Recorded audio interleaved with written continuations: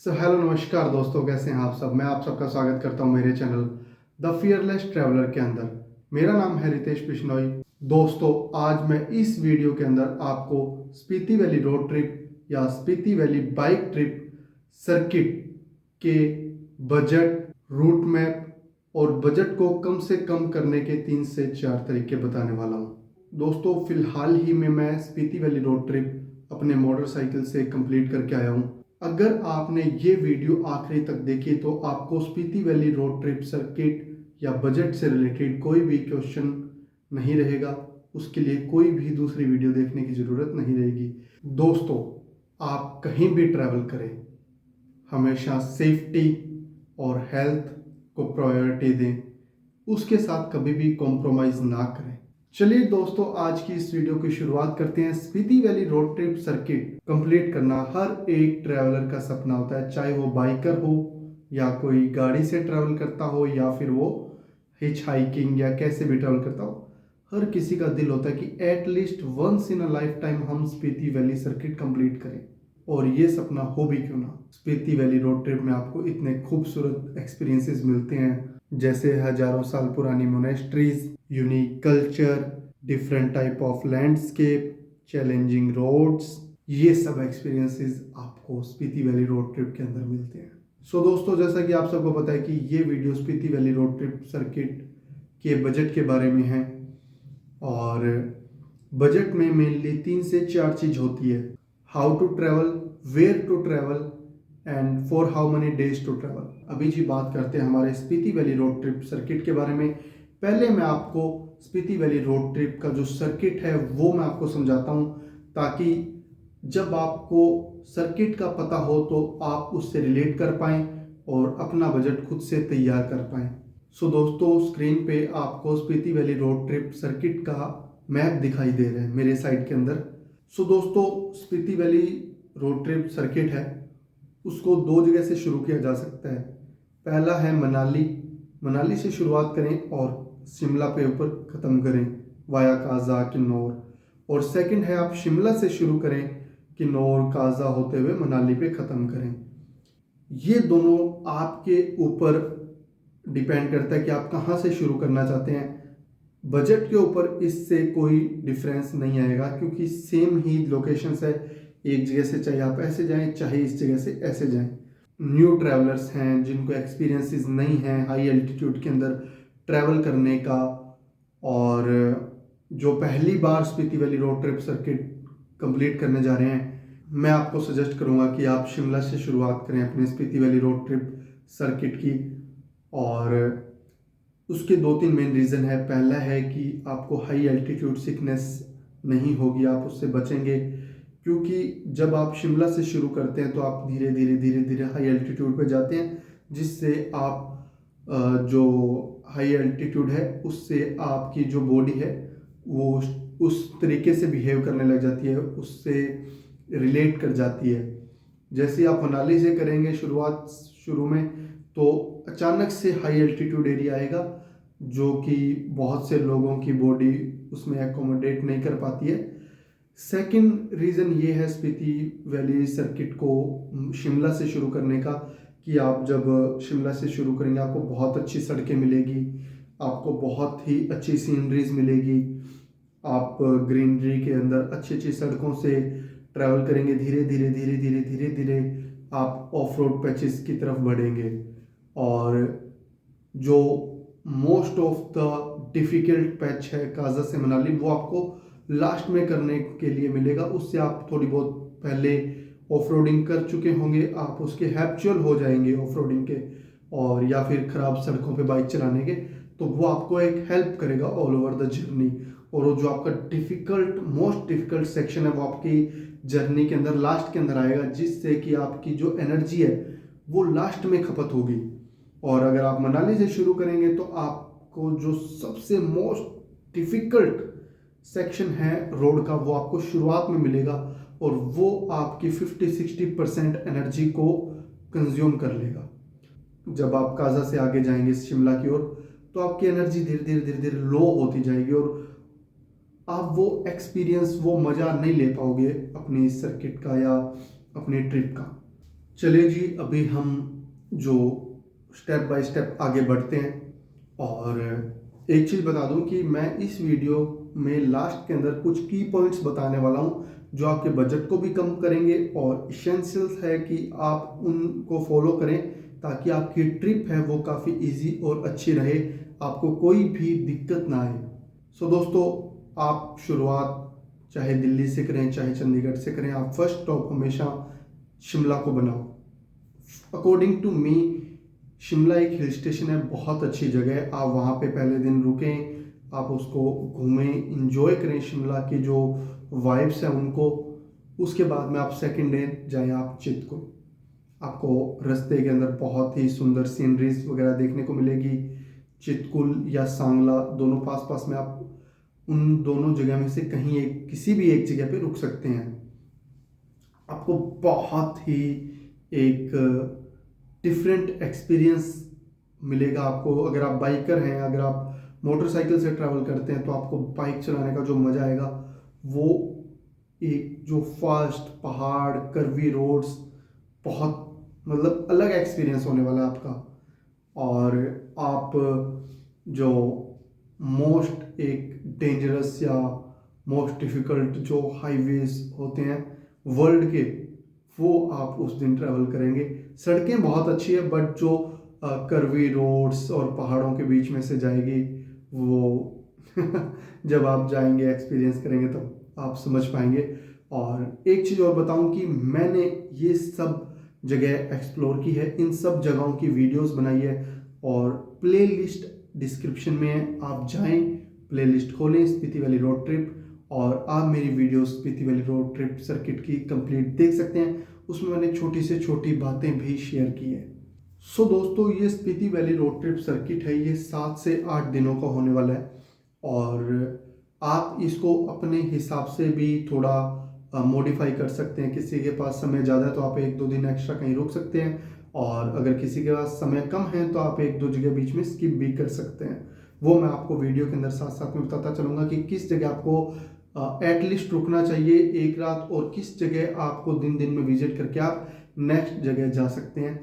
पहला दिन है कि आप शिमला पहुँचें, सेकंड डे आप शिमला से चितकुल, और थर्ड डे आप चितकुल से कल्पा, फोर्थ डे आप कल्पा से जाएंगे। चाहे तो आप नाको में स्टे कर लें अगर आपके पास एक्स्ट्रा दिन है, और अगर एक्स्ट्रा दिन नहीं है तो आप टैबो में स्टे कर लें। इन दोनों विलेजेस में एक दिन स्टे जरूर करना। और अकॉर्डिंग टू मी, आप नाको के अंदर स्टे करें, नाको जो विलेज है उसको घूमें, वहाँ पे लेक है, वहाँ पे बोटिंग होती है, वो करें। फिफ्थ डे आप नाको से टैबो जाएं। बीच में 2 लोकेशंस आती है, एक तो आती है ग्यू मोनेस्ट्री, एक चीज़ हो रहा है कि लेपचला पास है वो ओपन हुआ है हाल ही में, और सुमडो एक जगह है नाको और टैबो के बीच में, वहाँ पे चेक पॉइंट बना हुआ है आईटीबीपी का, तो उससे आप परमिट वगैरह बनवा के आप जा सकते हैं चाइना बॉर्डर विजिट करने। आपको बिल्कुल जो लास्ट पॉइंट है इंडिया का, वहाँ तक जाएंगे, वहाँ से आप चाइना का जो विलेज है वो देख पाएंगे बहुत ही इजीली। और वहाँ पे जैसे आपको दूरबीन वगैरह दे देते हैं, तो उससे आप जो चाइना विलेज के अंदर जो लोग काम वगैरह कर रहे हैं आप वो भी देख सकते हैं, और बहुत ही एक यूनिक एक्सपीरियंस है। ये दोनों जगह विजिट करके आप टैबो विजिट करिए, आधा 1 घंटा 2 घंटा स्पेंड कीजिए। उसके बाद चाहे तो आप टैबो में रुक जाएं, चाहे तो आप पहुंच जाएं काजा। सो दोस्तों, जब आप टैबो से काजा जाएंगे, उसके बीच में एक आएगी धनकड़ मोनेस्ट्री, वो भी बहुत फेमस और बहुत यूनिक मोनेस्ट्री है। उसकी अपनी ही एक स्टोरी है। जब आप वहाँ पे जाएंगे तो आपको एक बहुत ही अलग सा लैंडस्केप देखने को मिलेगा। ऐसा मान लें कि 6 से 7 पहाड़ हैं, उनको फूलों के नाम दिया हुआ है, जैसे कमल की पत्तियाँ होती है वैसे हैं, और उसके बीच में वो मोनेस्ट्री है। तो बहुत सुंदर और यूनिक मोनेस्ट्री है। काजा स्पीति की सबसे मेन सिटी है, सबसे बड़ी सिटी है, काफ़ी अच्छी है, वहाँ के लोग काफ़ी अच्छे हैं। तो आप काजा जाएं, काजा को घूमें, एक्सप्लोर करें। और उसके बाद नेक्स्ट डे आप जो काजा के पास पास के अंदर विलेजेस है 4 से 5, वो घूमिए, जैसे कि लांगजा विलेज, वहाँ पे आपको फेमस बुद्धा स्टैचू देखने को मिलेगा और आपको मैराइन फॉसिल्स देखने को मिलेंगे। उसके बाद में है हिक्किम विलेज, जहाँ पर वर्ल्ड का सबसे हाईएस्ट पोस्ट ऑफिस बना हुआ है। उसके बाद में जी एक आता है comic village. Comic village one of the highest village है जो मोटरेबल रोड से कनेक्टेड है। नेक्स्ट डे दोस्तों आप काजा से चंद्रताल की तरफ जा सकते हैं, और जब आप काजा से चंद्रताल जाएंगे उस दिन आप जो की मोनेस्ट्री है, चिचम ब्रिज है, खिब्बर विलेज है, वो विजिट कर सकते हैं। उसके बाद में आप लोसर होते हुए कुंजम पास होते हुए आप चंद्रताल के अंदर नाइट स्टे कर सकते हैं। और जो आपको लोसर तक फिर भी कुछ अच्छी सड़क मिलेगी, लेकिन लोसर के बाद में जो कुंजम पास और जो चंद्रताल का रास्ता है वो काफ़ी ज़्यादा ख़राब है। वहाँ से आपका जो रियल एडवेंचर है वो शुरू हो जाएगा। जो लैंडस्केप है बहुत खूबसूरत है, बहुत यूनिक है। One of the life time experience है काजा से मनाली की जो जर्नी है वो। और नेक्स्ट डे आप चंद्रताल से मनाली पहुँचें और उससे नेक्स्ट डे आप जहाँ पे भी अपना होम टाउन है, चाहे आप दिल्ली, चंडीगढ़, जहाँ पे भी जाना चाहे वहाँ चले जाएं। ये अप्रोक्सीमेटली 8 दिन की ट्रिप है। और दिल्ली से दिल्ली तक का जो डिस्टेंस है वो अप्रोक्सीमेट 1600-1700 किलोमीटर है। शिमला से मनाली या फिर मनाली से शिमला का जो सर्किट है वाया चितकुल, काजा वगैरह होते हुए धनकर वगैरह, मोनेस्ट्री, चंद्रताल जो थोड़े थोड़े अंदर बाहर हैं, जैसे आप देख रहे हैं मैप के अंदर जो मेरे साइड में उसके अंदर, तो वो सारा डिस्टेंस अप्रोक्सीमेट 1000 किलोमीटर का है। सो दोस्तों मैंने आपको स्पीति वैली सर्किट का जो रूट मैप है वो मैंने आपको बताया। तो दोस्तों जैसा कि आप सबको मैंने शुरू में बताया था कि मैं इस वीडियो में सिर्फ बजट बताऊंगा नहीं, आपको बजट बनाना भी सिखाऊंगा। तो साथ साथ में पहले हम बजट बनाना सीखते हैं एंड लास्ट में मैं आपको मेरा बजट बताऊंगा कि मेरे रुपए कितने लगे, और एक अप्रोक्सीमेट अमाउंट बता दूंगा कि एटलीस्ट इतने रुपए आपके लगने वाले हैं मिनिमम और मैक्सिमम। सो दोस्तों 1000 किलोमीटर के आसपास का डिस्टेंस है। सबसे पहले हम अपना ट्रांसपोर्ट का जो बजट है वो देखते हैं कि हमारे ट्रांसपोर्ट का कितना बजट लगेगा। Public transport, government transport available है। HTRC शायद जो हिमाचल प्रदेश की बस है वो चलती है, तो आप उससे ट्रैवल कर सकते हैं। उसका जो मैक्सिमम 1000 रुपये लगेंगे आपके। तो दोस्तों मैं आपको तरीका बताता हूँ कि आप अपने कार, बाइक का जो पेट्रोल या डीजल का जो प्राइस है ट्रांसपोर्ट का वो कितना आएगा। सो जैसे कि मेरा बाइक आता है, आप अपने बाइक और अपनी गाड़ी के हिसाब से आप साथ साथ में करते रहिए। सो दोस्तों मेरे पास मोटरसाइकिल है BS6 हीरो पैशन प्रो जो कि 113 सीसी का है। उसकी जो एवरेज जो माइलेज देता है अच्छे बुरे सभी पैचेस के अंदर वो है 45 किलोमीटर पर लीटर की। उसी तरीके से आप अपने मोटरसाइकिल या अपनी गाड़ी की माइलेज निकाल लें। सो दोस्तों पेट्रोल या डीजल एक्सपेंस निकालने का एक फॉर्मूला होता है। आपका जो ट्रिप का डिस्टेंस है वो डिस्टेंस डिवाइड बाय आपकी कार या बाइक की जो भी माइलेज है उससे डिवाइड कर दें, और जो वैल्यू आएगी उसको पेट्रोल प्राइस से मल्टीप्लाई कर दें। अब जैसे जी मेरी मोटरसाइकिल 45 किलोमीटर पर लीटर की माइलेज देती है। जो total Spiti valley road trip circuit का जो डिस्टेंस बना है शिमला से मनाली वो हम 1000 किलोमीटर मान के चल रहे हैं। थोड़ा बहुत 10-20 किलोमीटर ऊपर नीचे हो सकता है। डिस्टेंस हमारे पास आ गया 1000 किलोमीटर। जो मेरी बाइक की माइलेज है डिवाइडेशन के अंदर आ जाएगा ही 45, तो उससे जो फ्यूल बर्न हुआ है, कितना हमारा फ्यूल बर्न हुआ है वो आ जाएगा। और फ्यूल जो मेरा बर्न हुआ था वो हुआ था 22 लीटर अप्रोक्सीमेट। अब उस 22 लीटर जो मेरा फ्यूल है उसको हम फ्यूल प्राइस से मल्टीप्लाई करेंगे। अब जी 22 लीटर अप्रोक्सीमेट मेरा पेट्रोल बर्न हुआ है, 100 रुपये हम मान के चल रहे हैं, यानी कि 2200 रुपये के आसपास का मेरा पेट्रोल बर्न हुआ है। मेरे पेट्रोल का खर्चा आया मेरी बाइक के हिसाब से। आप अपनी कार या बाइक जो भी है उसके हिसाब से अपना खर्चा लिख ले। अब जी आता है कि हमारा स्टे का क्या खर्चा आएगा। मैंने एक छोटी सी लिस्ट बनाई है वो मैं आपके साथ शेयर करता हूँ। जैसे एक चीज़ बता दूँ कि आपको गेस्ट हाउस, आपको होम स्टेज, आपको टेंट, आपको हॉस्टल्स ऑलमोस्ट हर जगह मिल जाएंगे। शिमला के अंदर आप ट्रैवल हॉस्टल में रुकते हैं, आपको 500 रुपये रूम लेते हैं आप, तो 1000 से 1500 रुपये के बीच में मिलेगा। और मैं एज अ सोलो ट्रैवलर मेरी जो बजट है वो बता रहा हूँ। जैसे मैं ट्रैवल हॉस्टल में रुका, मेरे 500 रुपये लगे। उसके बाद में हम पहुँचे सांगला या चितकुल, वहाँ पे आप एक चीज़ और बता दूं कि जब भी आप स्टे के लिए होटल, गेस्ट हाउस, कुछ भी ट्रैवल हॉस्टल कुछ भी देखें ना, प्लीज़ भाई बार्गेनिंग कर लेना। जितनी बार्गेनिंग आपको आती है वो सारी यूज़ कर लेना। हर एक जगह पे आप काफ़ी ज़्यादा बड़ी अमाउंट बचा पाएंगे। मैं सांगला के अंदर रुका था। सांगला या चितकुल में 20 किलोमीटर का डिफरेंस है, तो आप जहाँ पे भी रुकना चाहे रुक सकते हैं। सो वहाँ पे मेरे को रूम मिला था 800 रुपये का। कल्पा के अंदर अगर आप रुकना चाहें तो आपको 1000 से 1500 रुपये के बीच बीच में आपको होटल मिल जाएगा, एक डिसेंट होटल। और उससे 3-4 किलोमीटर पहले रेकोंग पीओ आता है, उस जगह आपको ट्रैवल हॉस्टल्स भी मिल जाएंगे। तो डोरमेट्री में रुकेंगे 500 रुपये। नाको टैबो, इन दोनों जगह आपको अप्रोक्सीमेट 1000 रुपये के आसपास रूम मिल जाएगा। बार्गेनिंग कर लेंगे अच्छी खासी तो शायद हो सकता है 700-800 तक मिल जाए। टैबो के अंदर सेम नाको की तरह रूम मिलेंगे, बट टैबो के अंदर जो टैबो मोनेस्ट्री है वहाँ पे आपको रूम्स मिलते हैं और डोरमेट्रीज मिलती है। डोरमेट्री के प्राइजेस हैं 200 रुपये और रूम के प्राइजेस हैं 600 रुपये। और मैंने वहाँ पे लिया था रूम, इसलिए मुझे वहाँ पे 600 रुपये पे करने पड़े थे। काजा के अंदर आपको 1000 रुपये के आसपास आपको रूम मिल जाएगा।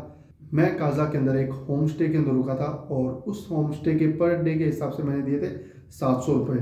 काजा के बाद में नेक्स्ट डे आप जैसे लांगजा वगैरह आप जाके आते हैं, नेक्स्ट डे फिर आप काजा में रुकते हैं और उससे अगले दिन आप जाते हैं चंद्रताल। चंद्रताल के अंदर आपको 1500 रुपये अप्रोक्सीमेट आपको जो वहाँ पे टेंट वगैरह है वो मिल जाएंगे। आप शेयरिंग में ले सकते हैं किसी के साथ। 1500 से 2000 रुपये टेंट के लेते हैं और उससे अगले दिन आप पहुँच जाएँ मनाली।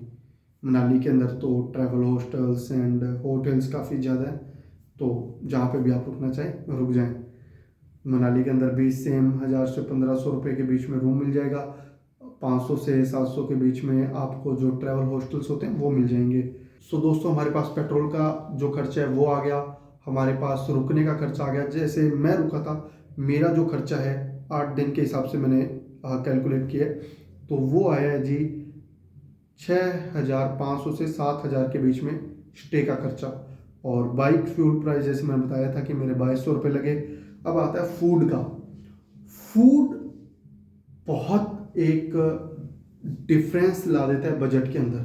दोस्तों, जब फूड की बात आती है, फूड हमेशा अच्छा खाएं, बहुत अच्छा फूड खाएं, जो आपकी हेल्थ खराब ना करे वैसा फूड खाएं। सो दोस्तों, आप अगर breakfast, lunch, dinner, snacks, T वगैरह, पानी वगैरह सब कुछ लेते हैं पर डे के हिसाब से, तो आपके पर डे 1000 रुपये लगेंगे। 8 दिन की ट्रिप है, सो 8000 रुपये आपके मान के चलें। बट अगर आप बजट, फूड का जो बजट है उसको कम करना चाहते हैं, तो जैसे मैं करता हूँ, मैं बहुत ये सोचता हूँ कि पैसे जहाँ पे बचाए जा सके बचा लूँ। तो मैं एक अच्छा ब्रेकफास्ट करता हूँ, लंच के नहीं करता, मैं लंच को स्किप करता हूँ। थोड़ा बहुत स्नैक्स वगैरह कुछ अगर मुझे मिल जाता तो खा लेता हूँ। देन मैं रात को एक हैवी डिनर करके सोता हूँ, अच्छे से पेट पूजा करके। सो ये आप फॉलो कर सकते हैं। इससे आपका जो, जैसे मान लो 10 दिन की ट्रिप है तो उसमें आपको 200-250 रुपये भी पर डे बचे तो आपके 10 दिन में 2-2500 रुपये का डिफरेंस आ गया। लंच करना चाहते हैं तो कर लें, बट एज अ ट्रैवलर मैं आपको सजेस्ट करूंगा कि अब अच्छा ब्रेकफास्ट करें और डिनर करें, लंच को स्किप कर दें, लंच में कुछ स्नैक्स वगैरह खाएं। उसका एक ये फ़ायदा है कि अगर आप लंच बहुत ज़्यादा हैवी कर लेंगे या एक अच्छा खासा लंच कर लेंगे तो आप ट्रैवल नहीं कर पाएंगे। बाइकर है तो बाइक चलाएंगे तो नींद आएगी, आलस आएगा, और दिन दिन में हम ट्रैवल करते हैं तो मेरे हिसाब से अवॉइड करना चाहिए। अब जी हमारे पास फूड का भी आ गया। जो फूड का जो प्राइस मैंने इंक्लूड किया वो मैंने किया ब्रेकफास्ट, लंच, डिनर, स्नैक्स, चाय, पानी सब इंक्लूड किया, तो वो आता है जी 1000 रुपये पर डे के हिसाब से। बाइक या कार का जो फ्यूल प्राइसेस है वो मिल गए हमें स्टे का खर्चा मिल गया और हमें फूड का खर्चा मिल गया। ये जो खर्चा जो मेरा आया है वो आया है 17,000 रुपये, 17,000 एंड समथिंग कुछ। ये 16,000 से आपके 18,000 के बीच में, अगर आप इस तरीके जो मैंने बताया इससे ट्रैवल करते हैं तो आपके लगेंगे। अगर आप कोई टाइम कम है, आप कम दिन कर दें, आप जैसे दिन घटा दें तो आपका बजट कम हो जाएगा। आप दिन एक्स्ट्रा कर दें, एक दिन कहीं एक्स्ट्रा रुक गए तो आपका बजट थोड़ा सा एक्सटेंड हो जाएगा। आपको स्पीति वैली सर्किट के अंदर जब आप शायद प्लान कर रहे हो, आपको कोई बोले कि आपको एक्स्ट्रा फ्यूल वगैरह कैरी करने की ज़रूरत है, ये है वो है, पेट्रोल पंप नहीं मिलेंगे, तो जी ऐसा कुछ भी नहीं है, आपको पेट्रोल पंप मिलेंगे। काजा से जो मनाली का अप्रोक्सीमेट 200 किलोमीटर का स्ट्रेच है, वहाँ पे कोई पेट्रोल पंप नहीं है। लेकिन 200 किलोमीटर जैसे आप काजा से पेट्रोल फुल करवा लें या फिर मनाली से अपना पेट्रोल फुल करवा लें, बाइक कार की जो टंकी है वो फुल करवा लें, तो मुझे नहीं लगता कि कोई भी बाइक या कार ऐसी है जो 200 किलोमीटर कवर ना कर पाए। सो आपको एक्स्ट्रा फ्यूल करने की ज़रूरत नहीं है। लेकिन जहाँ जहाँ पे पेट्रोल पंप हैं वहाँ पर आप अपना फ्यूल टैंक फुल हमेशा करवाएं याद से।